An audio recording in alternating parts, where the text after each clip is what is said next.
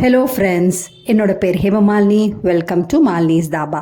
இன்றைக்கி நம்ம சேனலில் பல ஆரோக்கியங்களை அள்ளி தரும் ஒரு அருமையான பொருள். ஆனால் நம்ம சாப்பாட்டில் வச்சா குழந்தைங்க முதல் பெரியவங்க வரைக்கும் அதை எடுத்து ஒதுக்கிட்டு தான் சாப்பிடும். ஒரு அருமையான பொருளை வச்சு ஒரு அருமையான ரெசிபி, அதாவது பொடி வெரைட்டி தான் பார்க்க போகிறோம். இதை காலையில் இட்லி, தோசை, அதே நேரத்தில் இதே பொடியில் மதியம் சாப்பாட்டுக்கும் பிசைஞ்சு சாப்பிட்ற மாதிரி இதை வறுவலுக்கு சிக்கன் வறுவல், மட்டன் வறுவல், உருளைக்கிழங்கு, கத்திரிக்காய்னு சொல்லிக்கிட்டே போகலாம். எல்லாத்துக்கும் இதை நீங்கள் யூஸ் பண்ணலாம். ஒரே ஒரு தடவை நீங்கள் செஞ்சு வச்சுக்கிட்டிங்கன்னா ரொம்ப ஈஸியாக இருக்கும். ட்ரை பண்ணி பாருங்கள். வாங்க நம்ம இந்த கருவேப்பிலை பொடியை எப்படி செய்யலான்னு பார்க்கலாம். வீடியோவுக்கு போகிறதுக்கு முதல்ல இது வரைக்கும் நம்ம சேனலை சப்ஸ்கிரைப் பண்ணாமல் இருந்தால் மறக்காமல் சப்ஸ்கிரைப் பண்ணி வச்சுட்டு பக்கத்தில் இருக்க பெல் பட்டனையும் ப்ரெஸ் பண்ணி வச்சுக்கோங்க. அப்போ தான் நான் போடுற வீடியோஸ் உங்களுக்கு நோட்டிஃபிகேஷனில் வரும். வாங்க டிலே பண்ணாமல் வீடியோவுக்கு போகலாம்.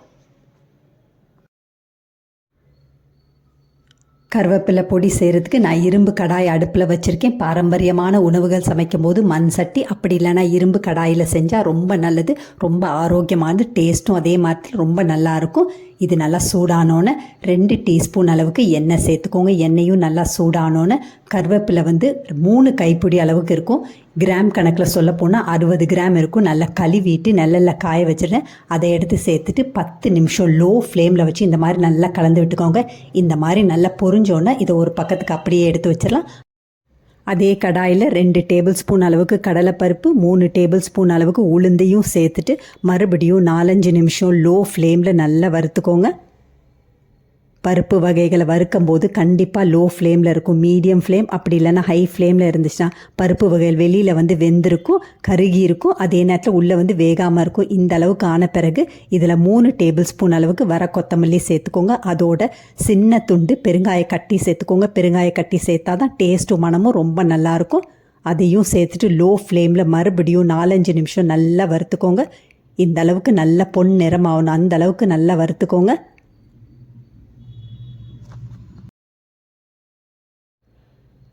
இந்த அளவுக்கு நல்லா வறுப்பட்ட பிறகு இதை அப்படியே எடுத்து கருவேப்பிலையோடு சேர்த்துக்கலாம். அதே கடாயில் 20 காஞ்ச மிளகா சேர்த்துக்கோங்க.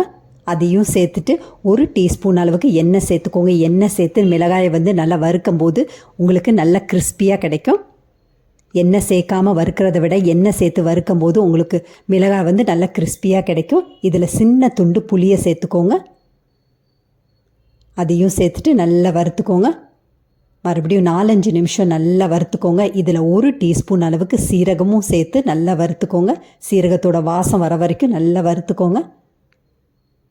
கைவிடாமல் நல்லா வறுத்துக்கோங்க. இந்த அளவுக்கு நல்லா வறுப்பட்ட பிறகு அடுப்பை ஆஃப் பண்ணிவிட்டு நம்ம பருப்பு வகைகளோடு இதை சேர்த்துக்கலாம். இப்போ எல்லாத்தையும் சேர்த்தாச்சு. இது அப்படியே நல்லா சூடு ஆறினோன்னு நம்ம மிக்ஸி ஜாரில் சேர்த்துக்கலாம். இப்போ வறுத்து வச்ச பொருட்கள்லாம் நல்லா சூடு ஆறிடுச்சு. மிக்ஸி ஜாரில் சேர்த்துக்கலாம். இப்போ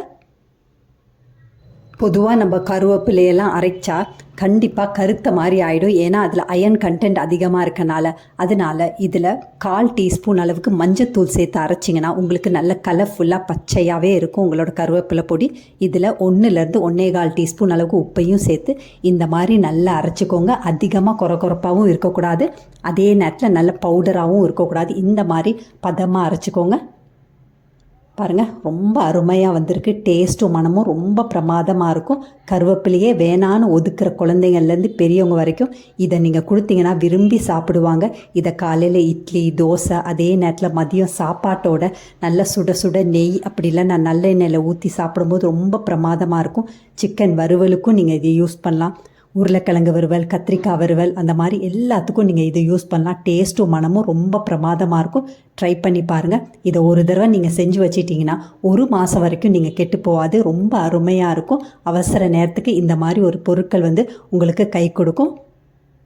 இதே மாதிரி அளவுகளோட நீங்களும் இந்த கருவேப்பிலை பொடியை செஞ்சு பார்த்துட்டு எப்படி இருக்குன்னு கமெண்ட் பண்ணுங்கள். பிடிச்சிருந்தா இந்த ரெசிபியை உங்கள் ஃபேமிலி ஃப்ரெண்ட்ஸோட ஷேர் பண்ணுங்கள், லைக் பண்ணுங்கள், சேவ் பண்ணி வச்சுக்கோங்க. இந்த மாதிரி ஆரோக்கியமான ரெசிபிஸ் வேணும்னாலும் மறக்காமல் நம்ம சேனலை சப்ஸ்கிரைப் பண்ணி வச்சுக்கோங்க. தேங்க்ஸ் ஃபார் வாட்சிங் ஃப்ரெண்ட்ஸ்.